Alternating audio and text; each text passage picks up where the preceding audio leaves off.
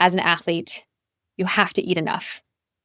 At the end of the day, it's great if you're getting all this broccoli in, but it's just, if it's not enough calories, then you're not going to perform well. That's the bottom line. You have to eat enough. And even though we live in a time and in a society where so many people are concerned for understandable reasons about overeating or overfueling, this is not just in my world, but nearly every sports dietitian that I've talked to, and I've talked to a lot, will say the number one issue in athletes is not eating enough.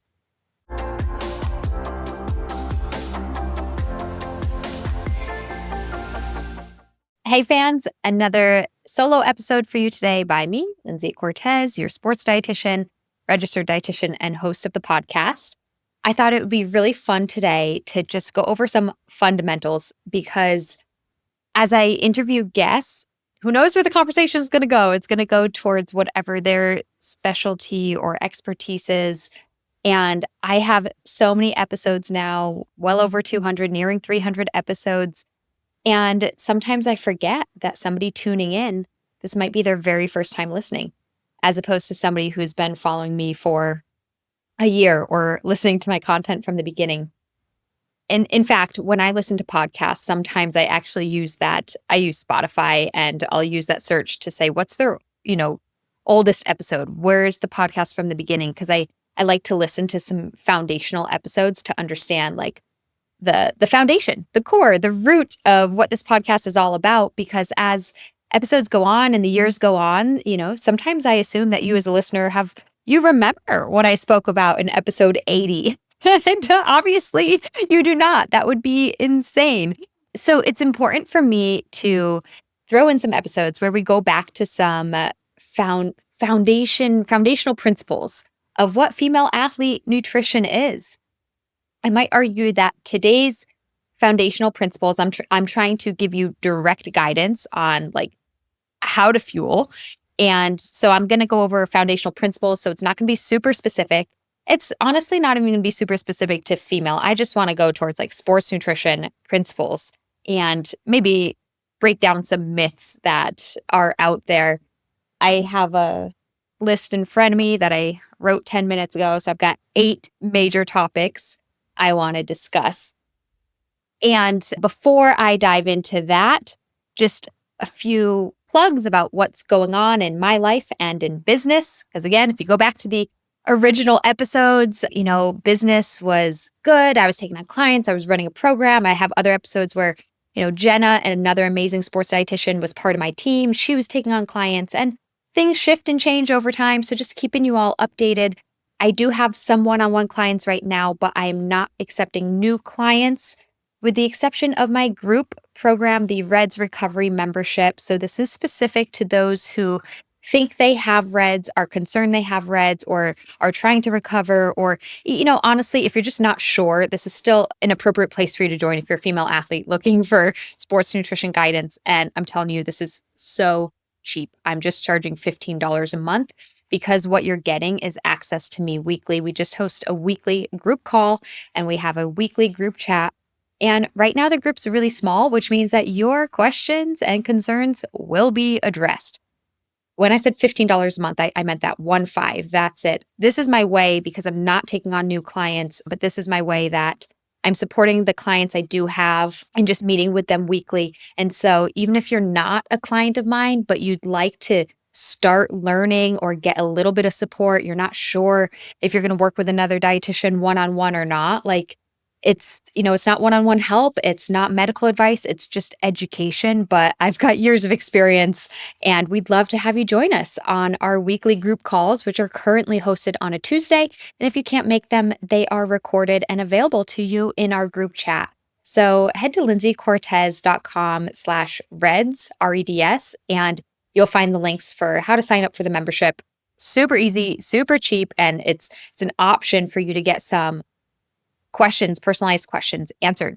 Also, as a dietitian, I do have some affiliate links for certain products. And there's only 2 I want to tell you about today real quick, because these are 2 that when it comes to like supplements, there's 1,000 supplements out there and a lot of claims as to what they do and a lot of unsupported claims as well. And at the end of the day, I'm a dietitian and I like whole foods and I like teaching you how to grocery shop and plan your meals and cook and prep food. So I like focusing on whole food. But I have been just so impressed by two specific brands and products recently. So the first is Wave By, which is a supplement to help support your menstrual cycle. And I interviewed the founder, OBGYN Margot Harrison, in episode number 229. Go check it out. But you can take a supplement every day to help support menstrual cycle regularity and health and reduce some of those negative symptoms and side effects that we get throughout our menstrual cycle, like some ovulation pain or some moodiness.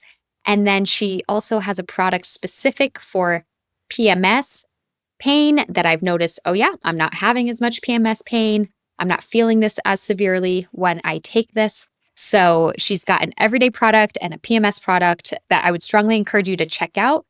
I have a discount code. It's my name, Lindsey Cortes. Lindsey Cortes. Go to waveby.co, links in the show notes, and check out episode number 229. I've been blown away how well this supplement works for female athletes in regulating their menstrual cycle and symptoms of it. And I do take it personally as well. All my clients that I have recommended it to for various reasons are also amazed that within just a month of taking it, they're like, yeah, my PMS was nowhere near as bad as usual. So that's really like to have that experience myself and with my clients. I want to share that with you, all of my listeners. Lindsey Cortes, 15% off. That's your discount code. The next supplement that I really want to promote is Prevenix. They have a variety of supplements, a variety of products. And I've been partnered as an affiliate with them for years now, but I have not admittedly done a good job at advertising for them. So here I go to let you know about Prevenix. The founder of Prevenix has a long history of research in nutritional science and supplements. I've had many conversations with him over the years. So these are great quality research-backed ingredients. So my favorite product with Prevenix that I take on a daily basis is their Joint Health Plus. I have mild osteoarthritis in my big toe, and when I take this product, I really don't feel it very much. And when I stopped taking the product for any reason, like I went on vacation and I forgot to take it for a week, and within a week, I felt that pain once again. So although these products aren't fixing the problem, and in my case, osteoarthritis is not going away, so there really is no fix for it per se, it is making my pain and my management of it so much better. So I love the Joint Health Plus supplement from Prevenix. I take it every day, but they have got so many other great products. One of my clients right now is taking their Muscle Health Plus.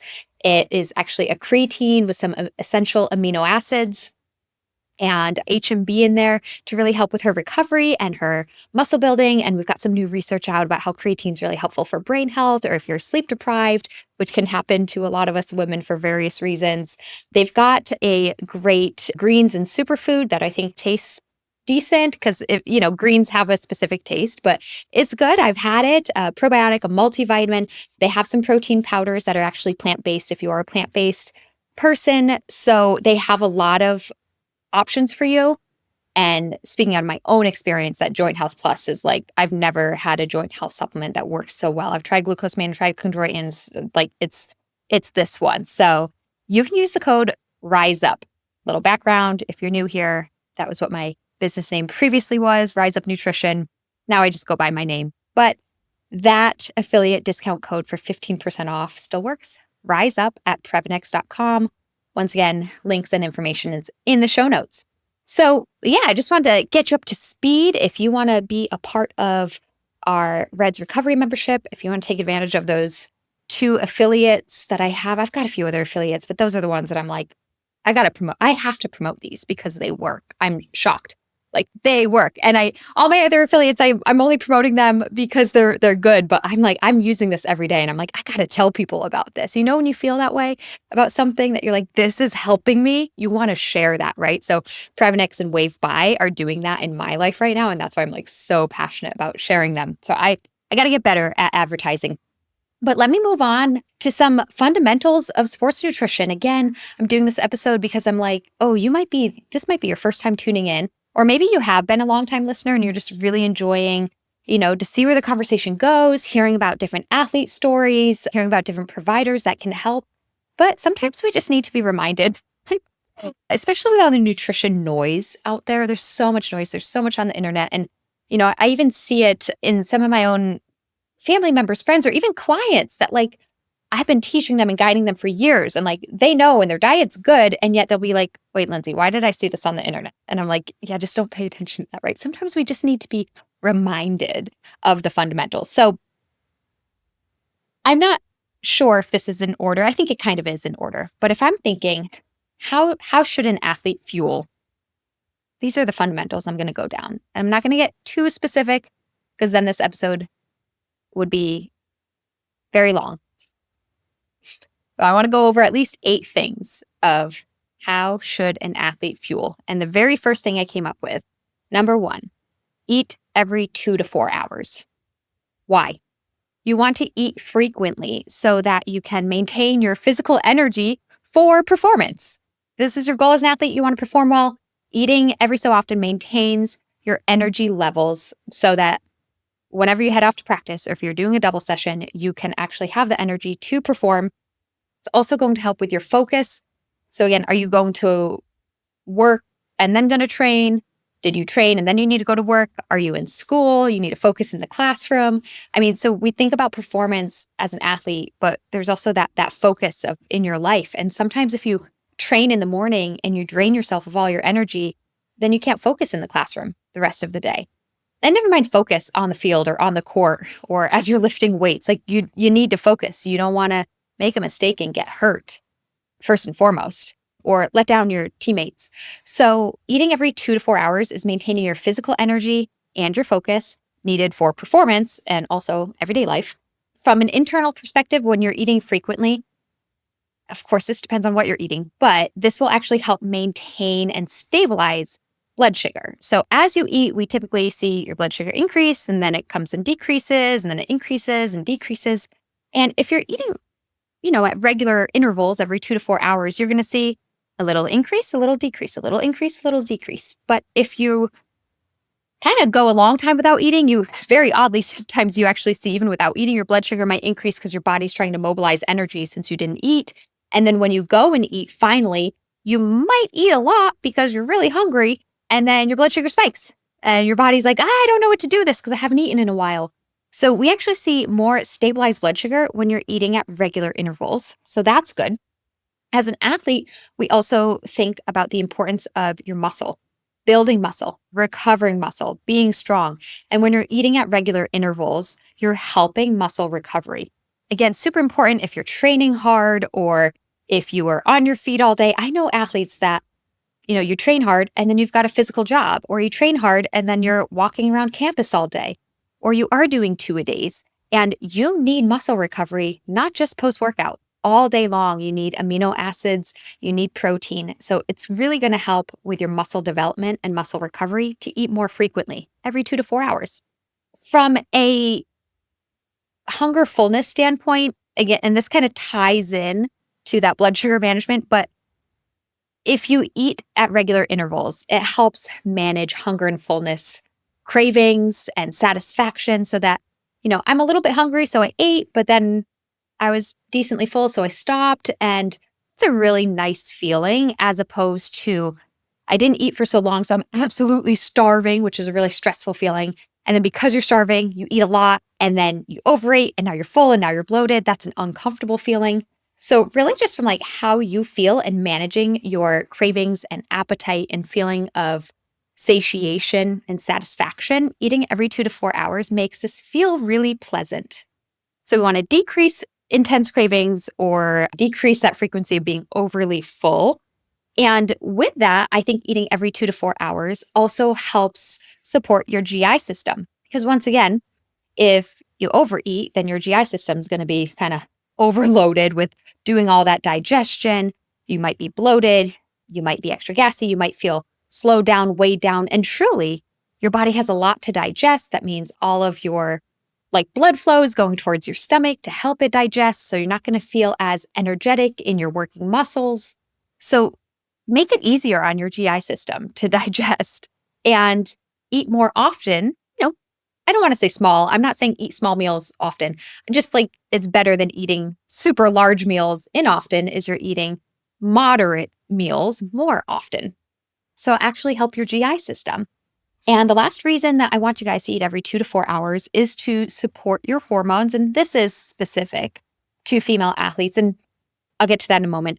When you go much longer than 4 hours without eating, we actually do start to see a suppression of some of our hormones, including thyroid hormone, thyroid stimulating hormone. And this can have a trickle down effect all the way to where some women experience all their hormones, including estrogen being suppressed or luteinizing hormone being suppressed, gonadotropin releasing hormone being suppressed.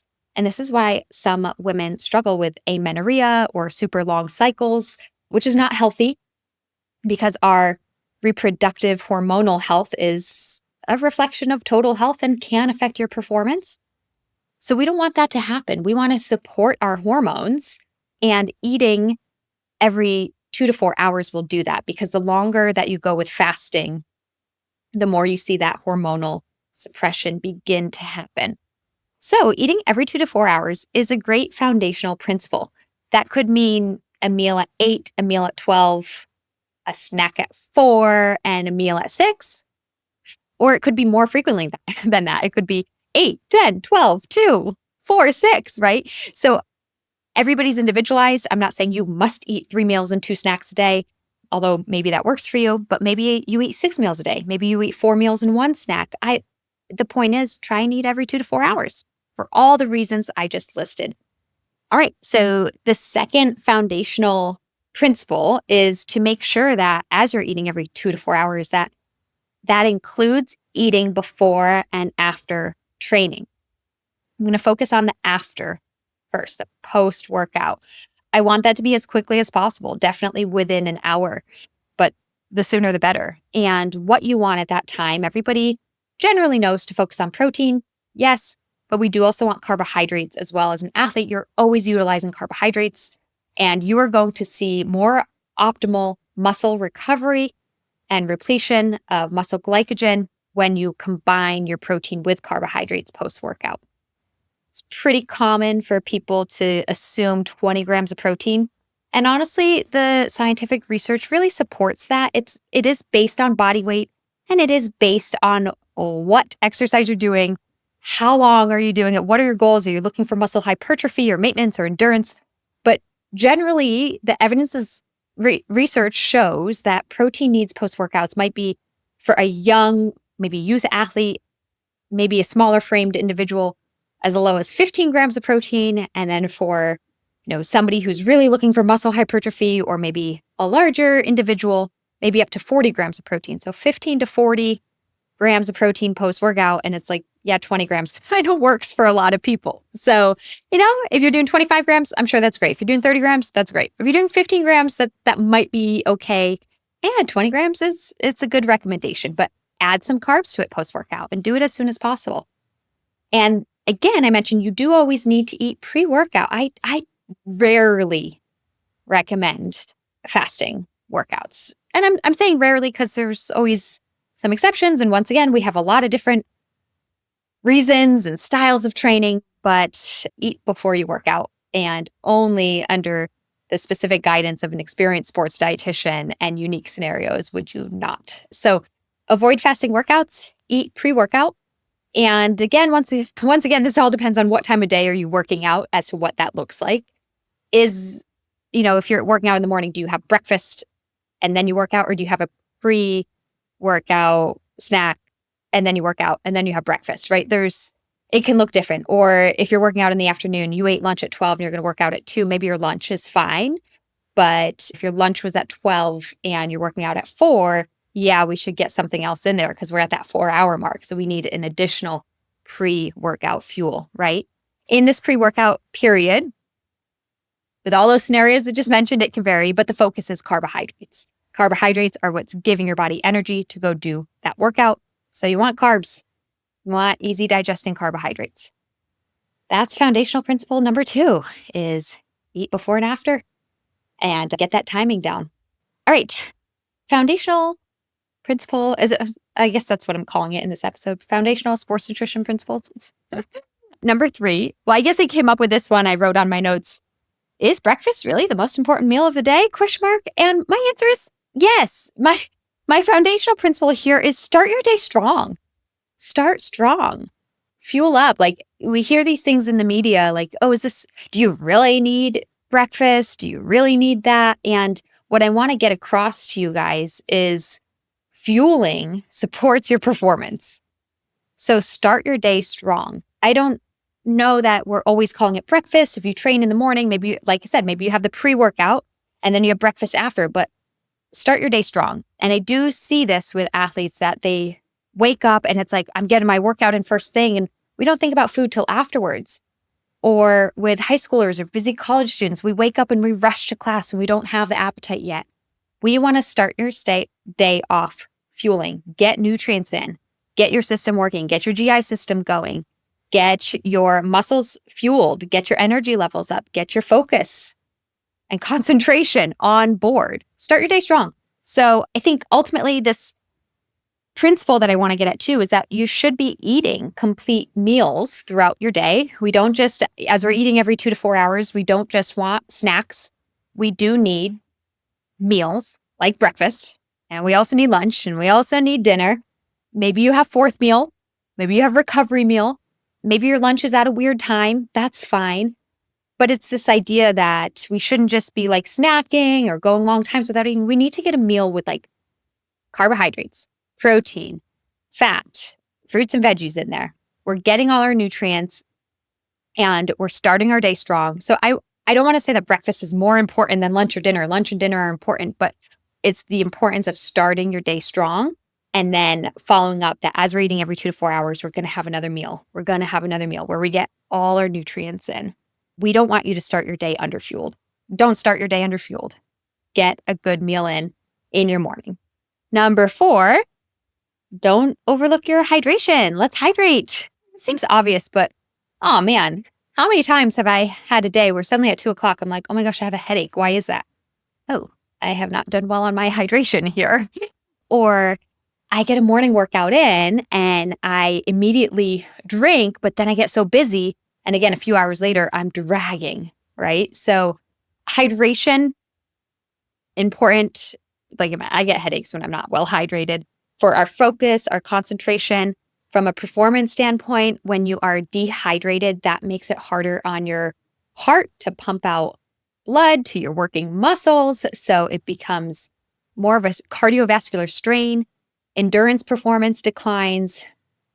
The perceived effort that this is on your part increases, like things feel harder because it is harder, right? So the better hydrated you are, the easier exercises. And also your muscles, right? Hydration plays a huge role in your muscle contraction. So if you're dehydrated, that's where we start to feel like cramps. So we want to prevent the cramping. We want to optimize performance. And we also want to feel good, have our brain concentrated, not have a headache. And of course, hydration's helping move all those nutrients through your body, helping with digestion as well. Feeling backed up or constipated, you kind of just want to think about flushing your system. Not to say that we're flushing it out of you, but that hydration is helping move nutrients where they belong and excrete waste and flush things through your system. And that's what we got to focus on, hydration. So whether it's carrying a water bottle with you all day long or making sure that you're drinking with every meal. I mean, I'm a big fan of the water bottle, but yeah, active adult women should aim for probably around 90 ounces or 2.7 liters a day. I very often round up and say 3 liters. Keep in mind, this is considered a recommendation for adults. So it's possible that youth and teen athletes don't need as much. Again, it's actually based on body size is one factor that affects your hydration. And then the next thing is sweat rate. How much are you sweating? And that's based on your activity level in your sport, as well as your environment, heat, humidity, indoor, outdoor clothing that you're wearing. So there's a wide range of hydration needs, but I do, generally speaking, like to give adult athletes the recommendation of 90 ounces a day. And the general guidelines for general non-athlete is 64 ounces a day. So you can see, well, if the general guidelines are 64 ounces, but I'm an athlete and I sweat, so my needs are higher. Yes. But then again, I have had some youth athletes that only need 64 ounces, a 14-year-old because they're smaller in stature and, just not training 20 hours a week yet, right? So there's a wide variety here. But I think that's a good starting point, 90 ounces a day. And what I do in my brain, just as a quick tip, is I break that up 30 ounces, like morning to lunch, 30 ounces lunch to 4 p.m., and 30 ounces 4 p.m. through the night. That way there, it's easier on your urinary system and you're not feeling like I just chugged a ton of water at not once and now I'm running to the bathroom all the time. You want to hydrate all day long. You don't want to have these huge gulps where you're taking in 30 ounces all at once. So I kind of in my head try and break it up like that. Well, we're already on number 5 is that yes, a foundational principle is you do need all the food groups. And I wrote this down because once again, as much as you might know carbs give you energy, next thing you know, your girlfriend's telling you about going low carb and you're listening to her and you're thinking, oh my gosh, should I be doing that too?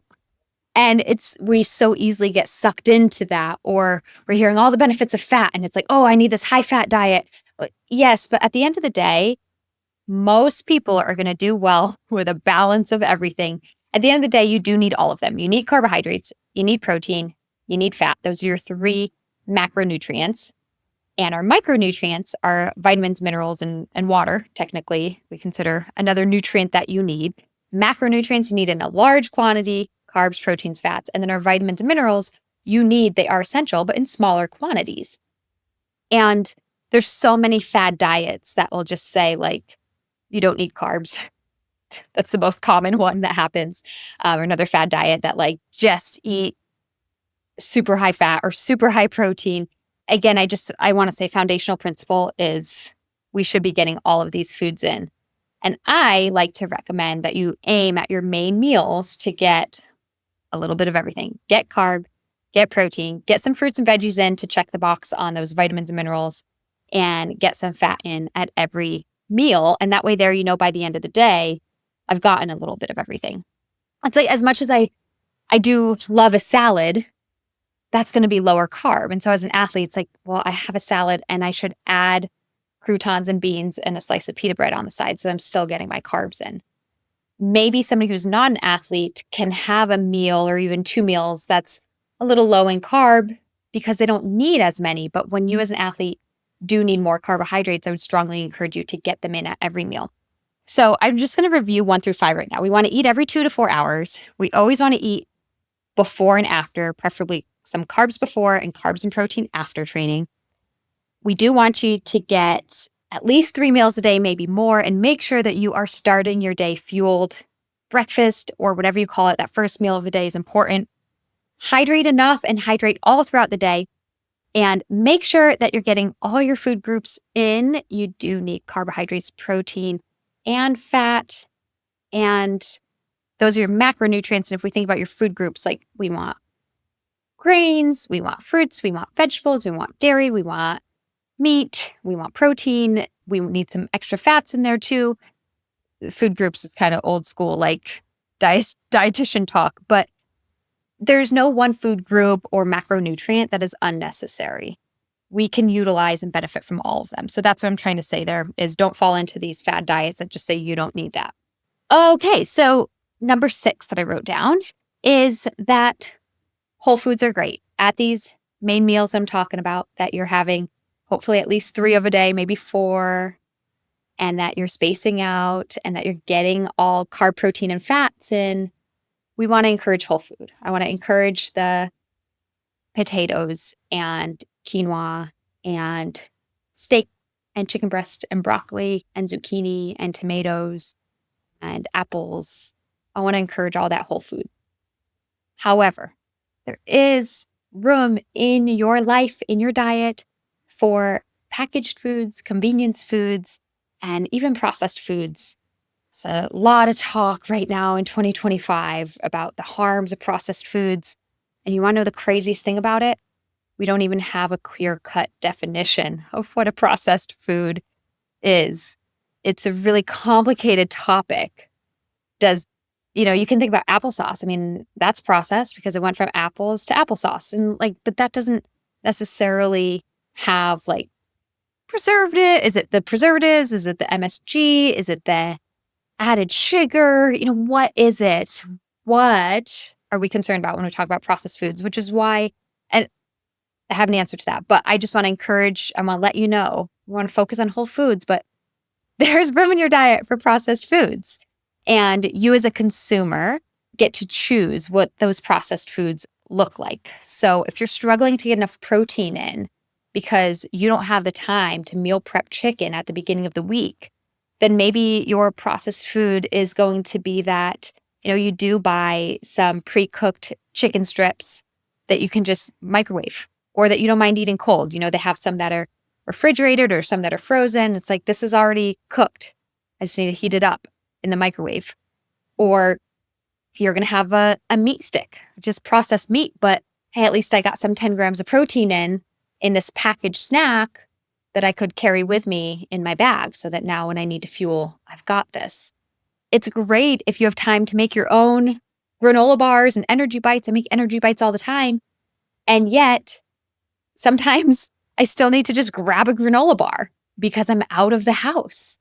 And there's room in your diet for packaged foods, convenience foods, and processed foods. So I'm encouraging whole food. This is a foundational principle.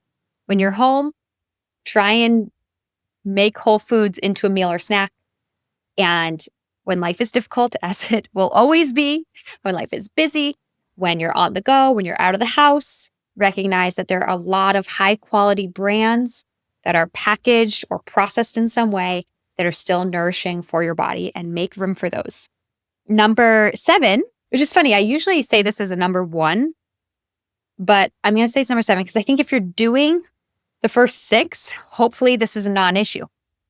Okay, moving on. Tip number 7 is interesting because I know I've been on podcasts or recording before that I might actually say this is number 1, but if you're doing steps 1 through 6, then hopefully this is a non-issue. So number 7 is to make sure you are eating enough. As an athlete, you have to eat enough. At the end of the day, it's great if you're getting all this broccoli in, but if it's not enough calories, then you're not going to perform well. That's the bottom line. You have to eat enough. And even though we live in a time and in a society where so many people are concerned for understandable reasons about overeating or overfueling, this is not just in my world, but nearly every sports dietitian that I've talked to, and I've talked to a lot, will say the number 1 issue in athletes is not eating enough. If you don't eat enough, you're not going to have energy to perform. You're not going to be able to see adaptations in your training. You're not going to see your muscle respond well. So you'll have to eat enough. And then we, of course, see what I focus on a lot is when you're not eating enough, you can run into a condition like REDS, energy deficiency, where your body is actually starting to shut down because you're not eating enough. So eat enough. And when it comes to eat enough, it's, yes, you need enough calories by the end of the day. But within that, it's how often are we eating throughout the day? Because I don't want you to just fast all day and then eat 3,000 calories at night, because that goes back to the very first thing I talked about. There's downsides of just backloading your day. So that's why I actually decided in this episode that this would be number 7, because if you're eating every 2 to 4 hours and you're eating before and after practice and you're starting your day with breakfast and not fasting, and you are getting carbs, proteins, fats, vitamins, and minerals in, then hopefully you are eating enough. There's still a chance that you're not. But if you're just thinking, oh, I just need 3,000 calories and you're not eating every 2 to 4, you might find yourself getting it in I ate 1,000 calories at lunch and 2,000 calories between 5 and 9 o'clock. That's not optimizing your health. So your timing, eat enough is important, but the timing of it, which was previously discussed, and the balance of it, of what are we eating, is important too. So again, I think here, why I can't get too specific on the podcast is you do need to work with a registered dietitian, preferably a sports dietitian, of course, to really understand, okay, hypothetically speaking, if I need 3,000 calories, I know I'm supposed to space it out, but 3,000 calories of what? That's where you can work with a sports dietitian, because although I'm always recommending carbs for performance as an athlete, you are right that a marathon runner's carbohydrate needs are different than a weightlifter and then a soccer player, pending your position, right? Some soccer players run a lot, but still, that's not marathon training at the end of the day. So, yes, everybody needs a balance of carbohydrates, proteins, fats. However, marathon runner might need 400 to 500 grams of carbs, and a sprinter might do well at 250 grams of carbs. And that's a big difference. Doesn't mean they're not eating carbs. The sprinter is still eating carbs, but they're eating a different amount. And maybe that sprinter still needs a lot of calories, but they need more protein than the marathon runner. Doesn't mean the marathon runner doesn't need protein. They still need it, which again, we covered in point number 5 of yes, you need all your food groups, but the amount that you need varies. So it is so important that you're eating enough total calories and then that you are eating enough of your specific macronutrient based on your specific needs as an athlete, which does require individualization, which leads me to point number 8, foundational principle number 8, is that these guidelines thus far have been generalized because most people, if you're doing all these things, are going to be pretty good. But foundational principle number 8 is that there are unique scenarios that need individualization, that need something specific, and you need to work with an expert sports dietitian, an expert endocrinologist, an expert physician, sports physician. In the context of nutrition, we have some athletes have type 1 diabetes. Some athletes have celiac disease or ulcerative colitis. Some athletes are lactose intolerant. Some athletes, I'm going to go back to my issue of struggling with osteoarthritis, need a really high anti-inflammatory diet. Every athlete needs anti-inflammatories, but some have some autoimmune diseases that we need to tweak nutrition a little bit to adjust to this. There are conditions, Graves' disease, things that are just conditioned. There's medical needs out there in which not only is nutrition your fuel as an athlete, but nutrition can be, part of your medicine to treat a specific condition that you are dealing with. People used to always say like, oh, nutrition is medicine. I've actually decided I don't like saying that because nutrition is not medicine. But nutrition could be preventative medicine. And then if you have a condition that requires an actual medicine or an intervention, I think that your diet and nutrition is part of that.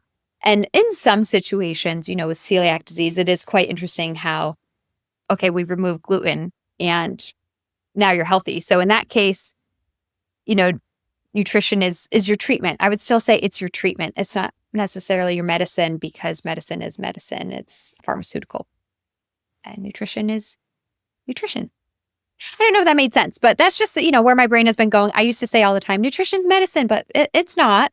There's a role for medicine. There's a role for nutrition. And in some cases, nutrition is your treatment or it's part of your treatment along with medicine. But my point of this foundational principle is that, with this whole episode, these are some general guidelines that as an athlete, you got to do these things. And then, final thing is if you've got something individualized going on, we need to address that because there are unique scenarios and specifications that can be made and that nutrition can be part of your treatment, which is so cool. And of course, if we're treating your health, then we're treating you as an athlete to improve your performance as well. Okay, I hope that was helpful. If you are a first-time listener, thank you so much for tuning in. I do pop on with solo episodes every once in a while, and in October, I'm recording with a lot of guests. So I'm really excited for you to hear from them. I interview athletes, I interview doctors, psychologists, other dietitians, anybody that has to do with female athlete nutrition. And that could be anything female related, anything athlete related, anything nutrition related, and of course the combination, athlete nutrition, female nutrition, all those things. So I hope you enjoy my guest conversations and some of these solo episodes really help get back to those fundamentals. And yeah, it was a long time ago. I don't even really know what I said in my first few episodes, but there's a few really good foundational episodes in the first, episodes 1 through 20 that might be interesting for you to go back and listen to if you're a new listener. If you go on my website, lindseycortes.com and /podcast, you can also search for a topic. There's a little search bar. So if you're like, I want to learn more about REDS, type in REDS or RED/S. Lots of episodes are going to come up on that one. If you're like, I want to learn about thyroid, type in the word thyroid. I know I've got at least 2 episodes that dove into that specifically. Like, I want to learn about soccer. Type in soccer and see what happens. I've interviewed soccer players. I've interviewed a strength coach. She's a strength coach who specializes in soccer, right? And so you're going to get, again, these topics of female athlete nutrition, but you can use that search bar on my website if over my 250 plus episodes that you want to dial it in and research something, please do that. That would be awesome. All right. And then again, other things on my website, lindseycortes.com/REDS. If you want to join our REDS recovery membership, and also the links in the show notes and on my website for my affiliate partners. Shout out to WaveBuy and to Prevnix. Thanks for listening. Thanks so much for listening, and I really hope you enjoyed that episode. Please help spread the message of empowering female athletes to be fierce, fit, and fueled by giving this podcast a 5-star review and leaving a comment. You can also help more female athletes by sending this episode to a friend. Head to lindseycortes.com for more resources, information, more episodes, ways to work together, downloadable guides, and ebooks. And if you're interested in becoming a guest on the show or have a guest suggestion, head to lindseycortes.com/podcast, and there's a form for you to fill out to get on the show. Hey, there's more resources on my YouTube channel, Female Athlete Nutrition, Instagram at female.athlete.nutrition, and private Facebook group, Female Athlete Nutrition. I think you get the point. I'm here to support female athletes by fueling better and becoming fierce, fit, and fueled. Most importantly, if you need help, reach out. Thank you for listening, and I'll see you in the next show.